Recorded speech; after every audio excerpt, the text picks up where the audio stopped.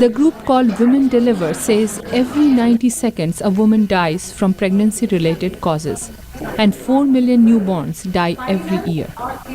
The death toll causes $15 billion annually in lost productivity, according to the U.S. Agency for International Development.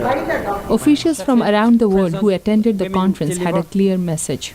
You can count on us. They said investing in women will also improve the lives of children, families and communities worldwide. They said women's health should become a worldwide priority. I urge that we go forward from a strong human rights perspective. Women's rights are human rights.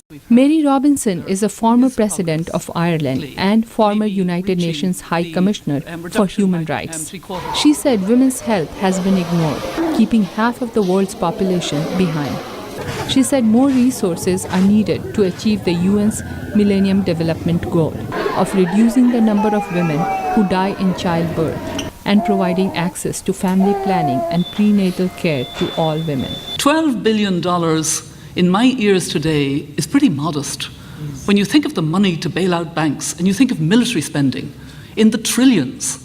Ashley Judd is an American actress who's on the board of Population Services International, a global health organization that combats malaria and HIV/AIDS and also works on child and women's health. She said she is disappointed by the lack of funding for women's health. My thinking and my approach to this work is to try to keep things simple and to remember the ineffable, irreplaceable value of a single life. If I allow myself to get too caught up in the enormity of the challenges we face, it can be debilitating and overwhelming.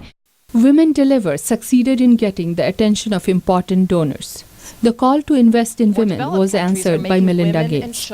She told the conference that the Bill and Melinda Gates Foundation will donate $1.5 billion to projects on women's and children's health. The Gates Foundation promised $94 million for work in India and another $60 million for Ethiopia.